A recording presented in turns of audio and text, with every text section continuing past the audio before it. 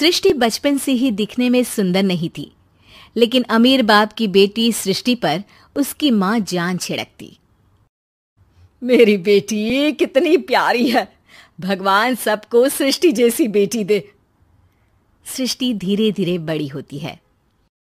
एक दिन सृष्टि की सहेली कहती है, तू दिखने में कितनी अजीब सी है, लेकिन मैं जानती हूँ हम सब में सबसे अच्छी शादी तो तेरी ही होगी। तेरे पापा अमीर जो हैं।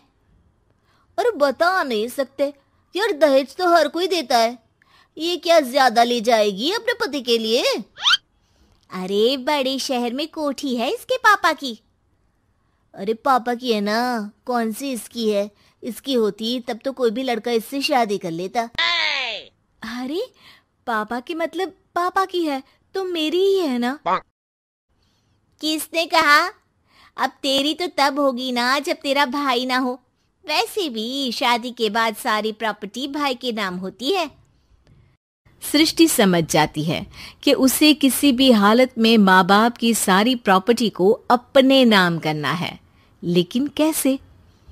एक दिन सृष्टि का भाई शीनू कहता है, बहन क्या कर रही है? तुझसे एक बात करनी है। अरे हाँ करना, मैं तो तेरी बहन हूँ। बहन मेरी लाइफ में ना एक लड़की है, बहुत अच्छी है। मैं सोच रहा हूँ माँ और पापा से बात करूँ शादी के लिए। सृष्टि को समझ में आ जाता है कि भाई की शादी होते ही भाभी उसे एक दिन भी घर में बर्दाश्त नहीं करेगी। क्या बात है भाई, बताना कौन है वो? यार वो बहुत अच्छी लड़की है, पढ़ी लिखी है, मेरे साथ जॉब भी करती है। बस एक प्रॉब्लम है। प्रॉब्लम? क्या प्रॉब्लम है भाई? यार वो शादीशुदा है, लेकिन उसके पति ने उसे सिर्फ इसलिए छोड़ दिया क्योंकि उसके माँ बाप दहेज नहीं दे पाए। सृष्टि ये सुनकर न जाने क्यों खुश हो जाती है। अरे भाई तो क्या हुआ, लड़की तुझे तो पसंद है ना? शीनू को लगता है कि बहन उसे समझ रही है। वो इस बात से अनजान होता है कि उसकी बहन की मंशा पूरा घर हड़पने की है। सृष्टि अपनी माँ से कहती है, मम्मी मुझे तो बहुत चिंता है। पता है शीनू क्या कर रहा है? अरे क्या कर रहा है? वो तो काम पर जाता है और वापस घर आता है। नहीं ना माँ, वो यही तो नहीं कर रहा, बाकी सब कर रहा है। आपको पता है उससे प्यार है, और वो भी एक शादीशुदा लड़की से। हैं? ये क्या हो गया? मैं सोसाइटी में क्या मुंह दिखाऊंगी?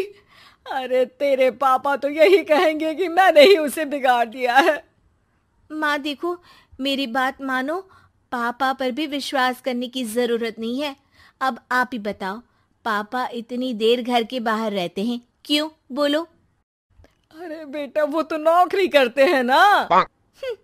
तू बहुत भोली है माँ। पापा का ऑफिस तो 7 बजे खत्म हो जाता है, लेकिन देखो कितनी देर से आते हैं।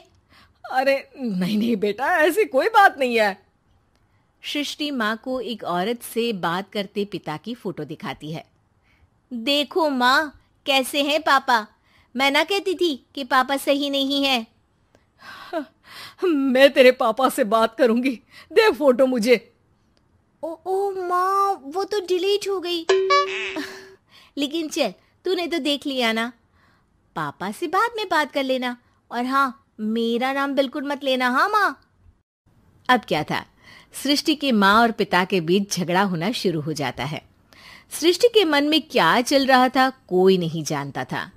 एक दिन, माँ सृष्टि के लिए एक लड़का देखा है, वो लोग शाम को उसे देखने आने वाले हैं। और हाँ माँ, एक खुशखबरी, मैं और पापा मिलकर एक नया बिजनेस ट्राई कर रहे हैं। शाम को लड़का आता है, सांवले रंग का। सृष्टि को तो बिल्कुल भी पसंद नहीं आता। लड़की की माँ कहती है, लड़की का चेहरा तो कोई खास नहीं, लेकिन अगर मेरे बेटे को आप लोग सेटल कर दें तो मैं उसकी शादी आपकी बेटी से करवा दूं। सृष्टि को लड़का बिल्कुल पसंद नहीं था। उसे भाई पर गुस्सा आ जाता है। लड़के वालों के जाने के बाद कहती है, माँ देखा शीनू मेरे लिए कैसा लड़का लेकर आया, न दिखाने लायक न सुनने लायक, सेटल भी नहीं, वो भी हम करे। अरे माँ, मैं जानती हूँ ये मेरी शादी किसी भी घर में क्यों करवाना चाहता है। अरे कैसी बात कर रही है बहन? तूने तो देखा ना, लड़के को मैंने ही मना कर दिया तुझसे शादी के लिए। जिसने लड़का बताया था उसने उसकी बहुत तारीफ की थी। बात आई गई हो जाती है, लेकिन सृष्टि का मन शांत नहीं होता। क्या करूँ, कुछ समझ में नहीं आ रहा। मेरी शादी हो गई तो ये लोग पूरी प्रॉपर्टी शीनू के नाम कर देंगे। मेरे हाथ तो कुछ लगेगा ही नहीं।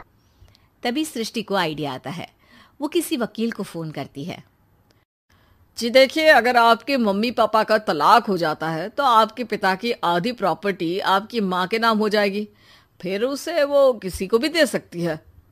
सृष्टि अब माँ को बेटे के खिलाफ भरती है। माँ, शीनू पर नजर रखा करो। वो जिस लड़की के प्यार में है ना, वो शादीशुदा है। यहाँ आएगी, सारा पैसा, रुपया, जमीन, जायदाद सब हड़प लेगी। पापा का भी हाल तुमसे छुपा नहीं है।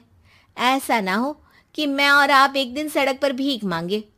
हे भगवान, मैं तो जीते जी मर जाऊंगी अगर ऐसा हो गया तो। ऐसा हो गया नहीं माँ, ऐसा ही होगा।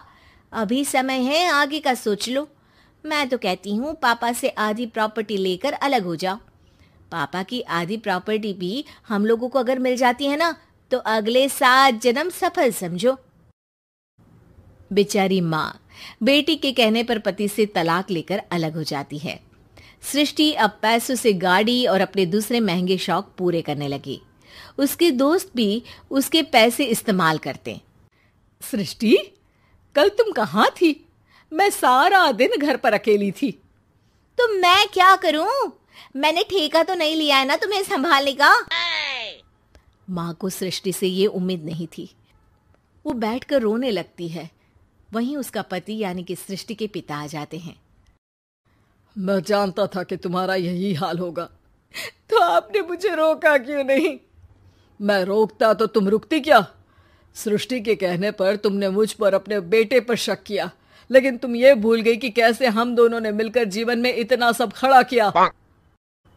माँ पति के गले लग जाती है। मुझे माफ कर दीजिए, मैंने आपकी कमाई का एक बड़ा हिस्सा गवा दिया। कोई बात नहीं, तुम साथ हो तो मैं ऐसी 7 प्रॉपर्टी खड़ी कर दूंगा। तभी वहां सृष्टि आ जाती है रोते हुए। माँ, मयंक ने मुझे छोड़ दिया। वो बोल रहा था जब तक मेरे पास पैसे थे तब तक ही वो मेरे साथ था। पापा, माँ, मुझे माफ कर दीजिए।